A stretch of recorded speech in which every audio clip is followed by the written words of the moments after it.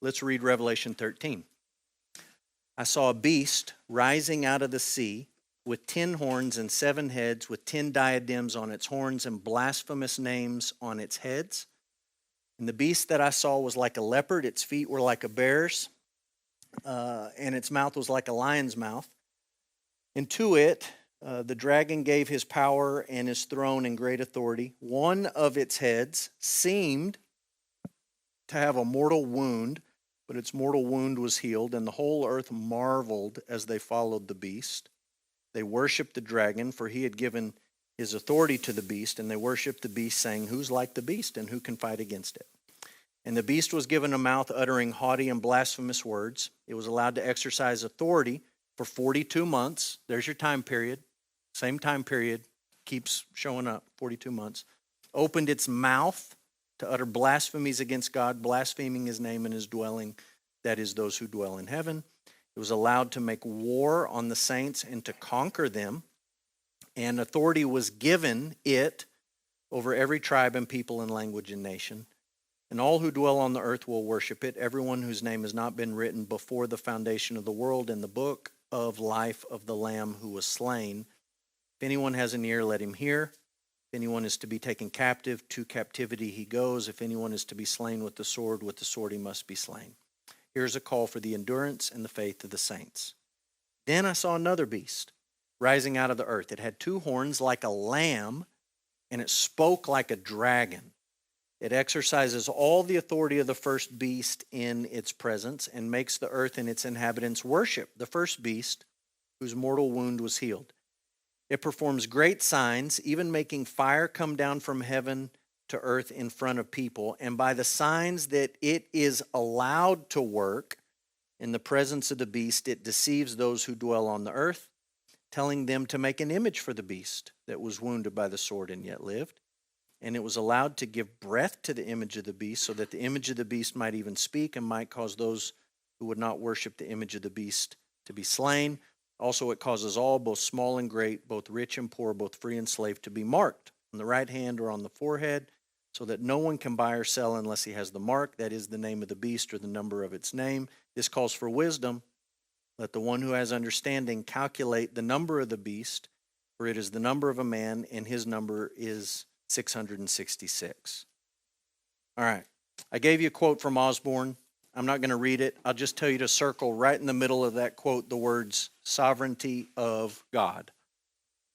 This section, everything in the chapter we just read, Revelation 13, is not to make you come away and say, wow, these beasts are amazing. But everything is written here is written so that you come away and say, clearly God's in control of all of this. Over and over and over again in what we read, it said it was given to the beast or the beast was allowed.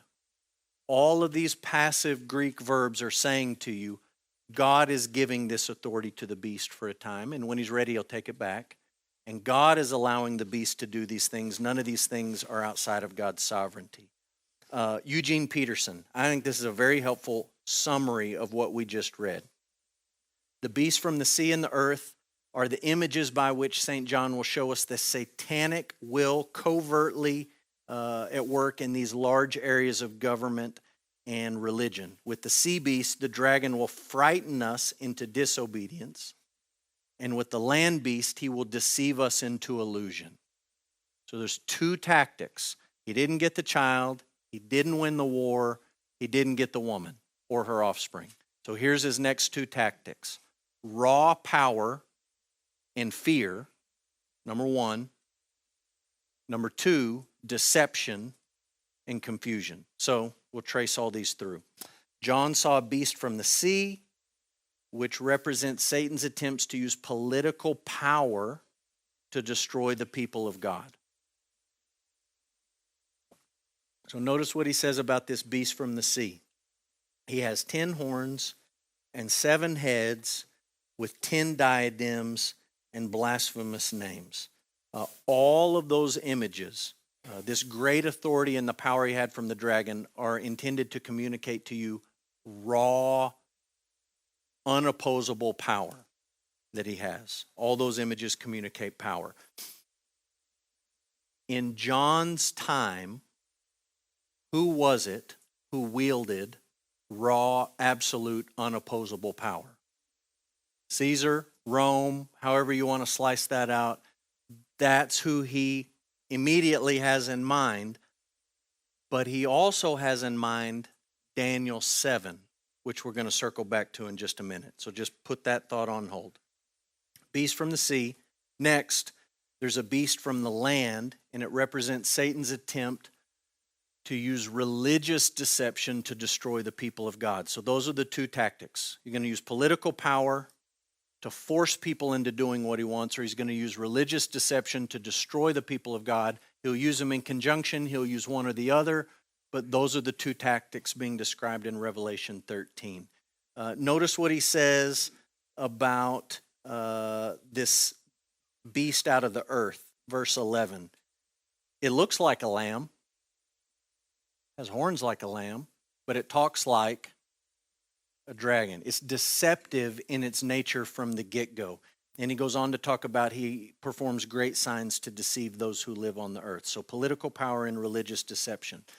I'm going to give you one idea that we're not going to chase down, but I think this is really important. When you take these two together, they are the apocalyptic fulfillment of Job's Leviathan, beast in the sea, and the behemoth, the beast on the land. And you can read about them in Job 40 and 41. And you can dig through the commentaries and you can Google and find all kinds of stuff online. What is the Leviathan? What is the behemoth? Is it a crocodile and an elephant? Are we talking about dinosaurs? I mean, Google it. There's all sorts of crazy stuff. You can trace this down and come up with all sorts of stuff. I think he's talking about two actual creatures in Job 40 and 41. And I think those actual creatures represent forces of evil at work in the world. And part of what God is saying to Job, as Job is under intense spiritual warfare and Satan is involved, even though Job doesn't know it is, God's saying, I'm in control of all these creatures, the biggest and the baddest, and I'm in control of all the forces of evil, all the way up to the top of the food chain. All the principalities and powers, all the demonic forces, all the way up to Satan himself. He is only going as far as I tell him to go. That's what God's describing to Job. You can trace that out on your own. Taken together, the dragon and the beast represent an unholy trinity. This is key to understanding Revelation 13. The dragon tries to play the role of the Father, the sea beast plays the role of the Son, and the land beast tries to play the role of the Spirit. So, Genesis 1, in the beginning, God creates and he starts calling things like land out of the water. And the waters are chaotic and he's calling order out of all of that. And this dragon is trying to do what the Father did. I'm going to call something out of the water, a sea beast. It's completely uncreative. There's nothing original about any of it. He's just parroting what he's already seen in the past. We know about a lamb who was slain, who was killed with a mortal wound and came back to life. And what does this sea beast do? Well, one of its heads are wounded and it comes back, and it's sort of this mimicking and this aping of what Christ has accomplished. And then we read about a land beast, and the land beast shows up and does what? He tries to get everyone to worship the sea beast. What does the Holy Spirit do in our lives? We actually sang about this Sunday if you were here. He fixes our eyes on Jesus. That's the work of the Holy Spirit, to help us see the truth about Jesus and know the truth about Jesus and love the truth about Jesus. So this third beast shows up and he's trying to play the role of the Holy Spirit. I didn't give you a quote, but I think Eugene Peterson makes a wonderful point about these three beasts. I've talked to people throughout my time as a pastor who talk about this chapter, and they say, that's scary stuff. These beasts and dragons and out of the sea and the heads and the horns and all the rest of it. And I agree with Peterson. I don't think this is supposed to scare you. I almost think it's supposed to make you laugh. Like, it's serious, so it's not like just ha-ha, flippant, no big deal. But you're not supposed to look at this faux, fake, rip-off Trinity and be impressed with it. you're actually supposed to look at it and say, those are like off-brand shoes. They're not as good as the real thing. That's like your off-brand car. That's not as good as a real thing. It's like a cheap, generic imitation that doesn't stack up to the real thing, and you're almost supposed to look at it and think it's ridiculous. So Hamilton has a great quote here just describing all this. Using the first beast authority, the false prophet's going to induce people to worship the first beast. In this way, the false prophet, this other beast, is a satanic parody of the Holy Spirit. In the real Trinity, Jesus points people to the Father, the Holy Spirit points people to Jesus. In the satanic false Trinity, the first beast points people to the dragon. Second beast, the false prophet, points people to the first beast, the one who faked crucifixion and resurrection. So let me make a few more observations here. One about the sea beast, and then another one about the land beast. This is really key to making sense of what's happening. The sea beast is a mixture of Daniel's 4 beasts taken out of Daniel 7. So we're not going to read Daniel 7, but I'll give you a picture of what Daniel 7 describes in terms of a vision. Daniel 7, he sees 4 beasts. He sees a lion with wings, then he sees this lopsided bear with bones in its mouth, and then he sees these 4-headed leopard with wings, and then he sees this gross, terrible, nasty beast.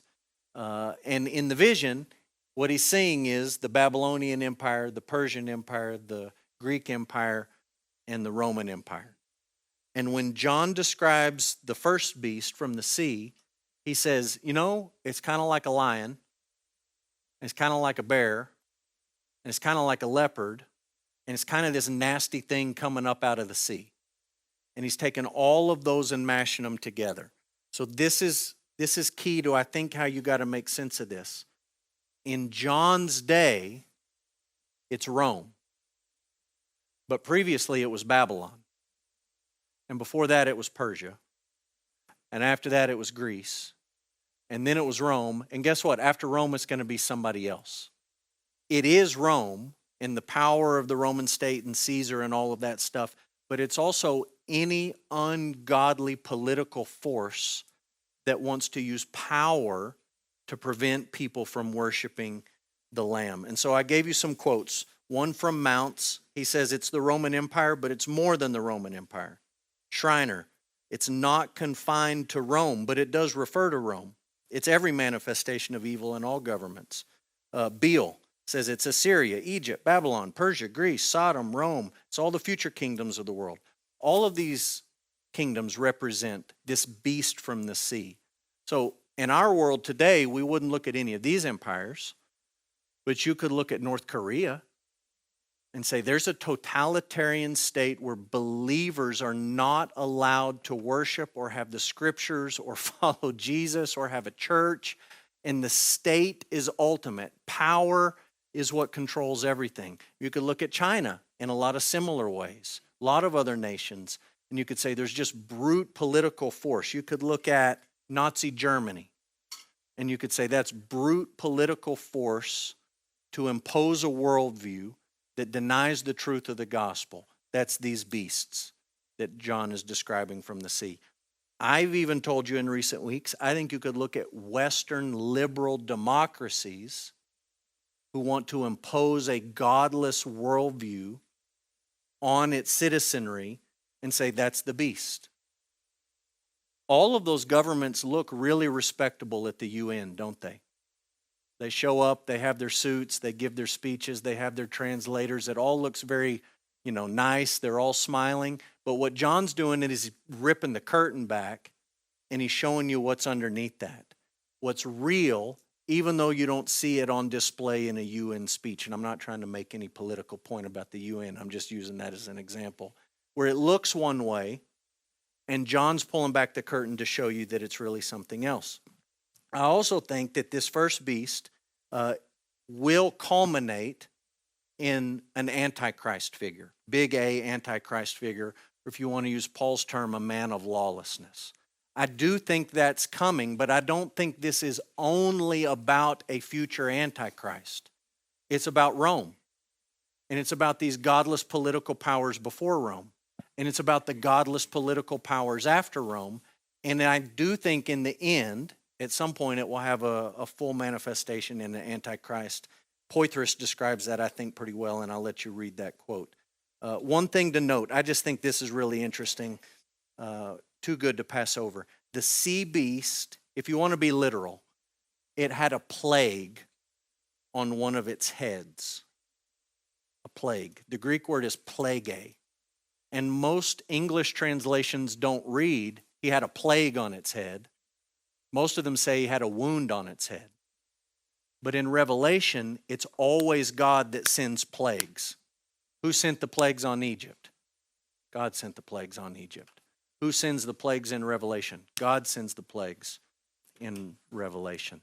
And I think that this word plague and the fact that it's on the head of this beast is a direct fulfillment of Genesis 3:15, where we read about this offspring of the woman who will come, and he will be wounded, but he will crush the serpent's head. And I think it's a direct fulfillment of the first promise of the gospel. So that's the sea beast. The land beast, later he will be identified as a false prophet.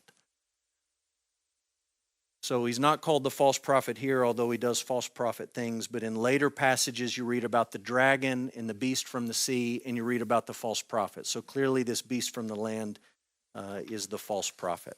So here's what I would say on who's the false prophet. We said, who's the sea beast? Well, it's Rome and the ones before him and the ones after him, and ultimately an Antichrist figure. Who's the false prophet? Well, Jesus said you need to be on guard because many false prophets and false Christs are going to come. Don't just look for one. If you're just looking for one, you'll miss all the other ones. Many of them are going to come, and you need to be watching for them. In John's day, who would be the force imposing the worship of Caesar? It's the imperial cult. And it's these priests who work for Rome who show up in your village and say, you need to pinch the incense to Caesar and you need to say Caesar is Lord. And if you don't do it, we're going to kill you. And we're going to take your business. And they're enforcing, with religious deception and political power combined, the worship of this first beast. Who would it be in our day? Something that's deceptive, something that promotes a false worldview, something that at times might rely on political power. I think you could look at the media. Not to be too conspiratorial, I just think you could look at the media and certain agendas that are pushed. I think you could look at higher education. I don't know if you realize this, but there's pretty much one worldview on all university campuses. Not a lot of diversity of opinion. There's one thing being promoted. I think you could look at advertising. I think you could look at just the spirit of the age and the worldview of a culture and say all of these things can function in this false prophet type way to be deceptive and at times to rely on political power. So here's the part everyone really wants to talk about with this second beast. It's the mark of the beast. The mark of the beast. So here we go. The land beast demands that mankind worship the sea beast in his image, and those who refuse to worship and take the mark are persecuted and or killed. So just for a second, think biblically. When you read about an image of a false god and people being forced to worship it, and if they don't, they're killed, your mind goes where? Yeah, Book of Daniel. Nebuchadnezzar, Shadrach, Meshach, Abednego, Hananiah, Mishael, Azariah, and all of that experience, okay? I think that's clearly part of the background here. The question is, what does this mark refer to when people are being forced and backed into a corner to worship this beast? There's about, I don't want to exaggerate, there's about 7 different explanations of this mark. I'm just going to give you the 2 most common, okay? Here's, for a lot of people on a popular level, the most common is something called gematria. Gematria. So this is where you take letters in the alphabet, you give them a numerical value. A is 1, B is 2, C is 3, and then you spell a word out and you add them all up. Okay? So for 2,000 years, people have been looking at 666, and they've been trying to back into a code of who this might be. So here's some of the possibilities that you can get 666. I mean, just a few of the possibilities. Nero, Caligula, Gaius, Domitian, those are all emperors early in Roman history. The Titans, if you know anything about Roman mythology, some people thought it was the Titans. The word itself, beast, Martin Luther, that says Marin Luther. It should say Martin Luther. Some people thought Martin Luther was the beast, and Luther and some of his friends thought the popes were the beast. So that went both ways. Hitler, Kennedy, Kissinger, 6 letters, 6 letters, 6 letters. What could be more convincing? Ronald Wilson Reagan. Clearly it's Reagan. Clinton, Obama, on and on and on again. I'm going to tell you the best thing I read all week in studying. This comes from G.K. Beale. He says, here's the 3 ways you play the gematria game, okay? 3 rules. Number 1, if a name doesn't work, you add a title. So guess what? Nero doesn't add up. But if you throw the right combination of titles, you can kind of get there. If a name and a title don't work, you transliterate it. So you take a sound and you move it directly into another language. You have to do that with Nero Caesar. You have to transliterate it from Greek into Hebrew. But if the transliteration doesn't work, you can try alternate spellings. And with Nero Caesar, you have to spell it wrong to get 666. Otherwise, you get 616. So Beale is basically saying, you get whatever you want. You can get Brian Shrum, you can get Brady Mason, you can get Hubcap Siegler, you can get whoever you want. Just figure it out, add a title, add a middle name, Sir, Mr., Pastor. You can get there however you want to get there. So I just think you ought to throw that out the window. I'm not convinced of that at all. The other way to think about this is thinking about the difference between 666 and 777. I'm going to go back to this idea of the unholy Trinity, and I'm going to make a point about how Greek was written and what this would have looked like in the original language. You would not have had numbers 666 in the Greek text. That's not what you have. You have words spelled out. So what you literally have in Greek is hexakosioi, hexakanta, hex. That's what the text says. And when John says calculate it, I don't think he's telling you codes A1, B2, figure it out, add a title, misspell it, transliterate it. I don't think that's the point at all. I think what he's doing is he's writing out a number, because that's how Greeks wrote out numbers. And he's saying, calculate this, think about this. What would this be? It would be 6 and a 6 and a 6. It would be a complete falling short of perfection on every level. You've got a dragon and a beast from the sea and a beast from the land, and he's trying to pass it off like he's the real thing, and he's not the real thing. He falls short on every single level, and I think that's what John is describing here. So Peterson says 666 is a triple failure. Michael Gorman says this is a parody of perfection. And Tom Schreiner says this is not a literal number. Don't understand this mark literally. I'm just telling you this for your consideration. I promise you, Eugene Peterson, Mike Gorman, and Tom Schreiner agree on very little when it comes to the book of Revelation and theology. And they all agree on this. This is not some code that you use a little key master thing to figure out and you've got some name.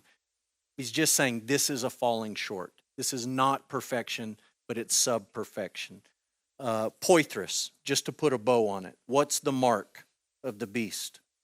It's counterfeit for the seal of God's name on the saints. So we've already read about that in Revelation, that the Spirit of God seals God's people. What is this unholy Trinity doing? It's trying to be like God. So God seals his people. So these beasts are going to mark those people. He doesn't have anything original or creative. He's just doing what has already been done. So the beast owns those who are marked. They're his slaves. A mark denotes spiritual allegiance and ownership, both in the case of God's mark and in the case of the beast's counterfeit mark. In both cases, the mark is at root spiritual rather than visible. The multitude of speculations about a visible mark are actually beside the point. So if you've read the Left Behind books, this becomes a big deal when one guy, I don't remember exactly how it happens, he like accidentally gets tattooed with the mark. He wakes up and he's got the mark and he didn't mean to get it, and there's all sorts of confusion about what's going on, and people have speculated, what if you accidentally get it? What if you get it, you don't mean it? What if you get it and change your mind? And these guys are saying that's not really the point. This is a pulling back the curtain, saying to you, don't give your allegiance to the enemy. Don't give your allegiance to political power ultimately. Don't give your allegiance to deceptive religion or spirituality. So what would this mark have looked like in John's day? Practically, it could have looked like the imperial cult who came to your town and said, you need to pinch the incense, and if you do it, you get this certificate that says you're good. Like that could be the mark. Pinching the incense could be taking the mark, right? You're not getting a tattoo on your head, but you're doing something to show your allegiance to something that's less than God. Within the book of Revelation, there's evidence that these trade guilds that operated in Asia Minor had ways of enforcing sexual immorality and drunkenness and idolatry. If you want to do business in this town, you got to participate in the trade guild. Especially the letter to the church in Thyatira seems to indicate this. If you don't participate, guess what? No one's going to buy your stuff.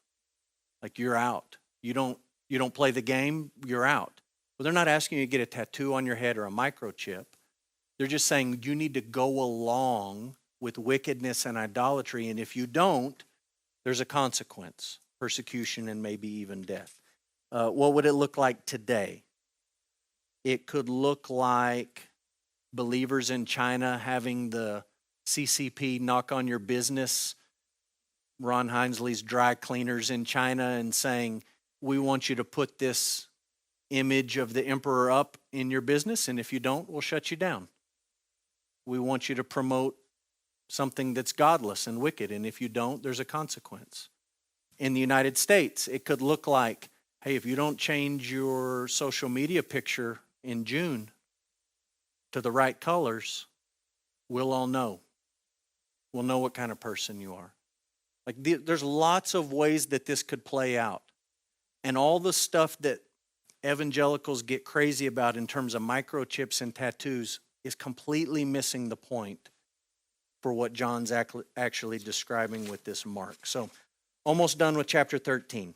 In response, John calls believers to endurance, faith, and wisdom.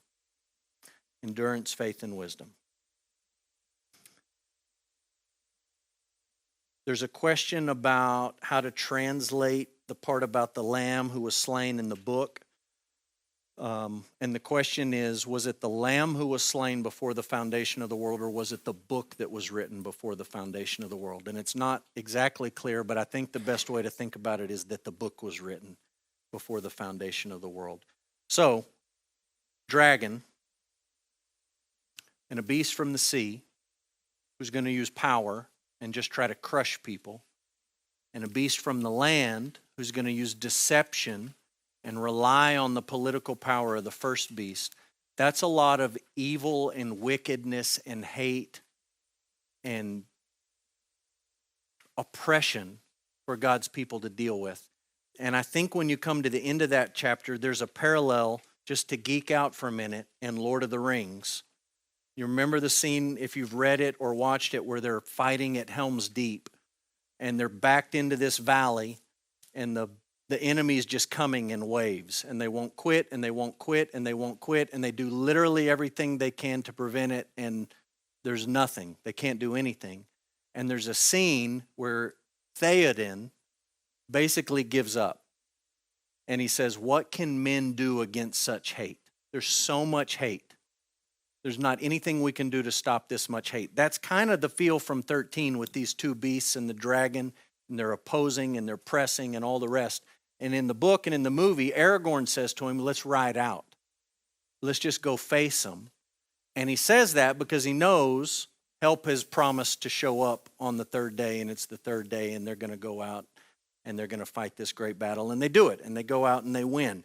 And what I'm saying to you is the parallel here is you've read 12 and you've read 13, and you come to the end of it and you think, ugh, what are you going to do against that? What are you going to do against all that hate and violence and oppression and persecution and deception? And I think the answer comes in chapter 14. Yes, we endure. Yes, we have faith. Yes, we need to be wise. That's all in chapter 13. But we're also called to worship and to preach. So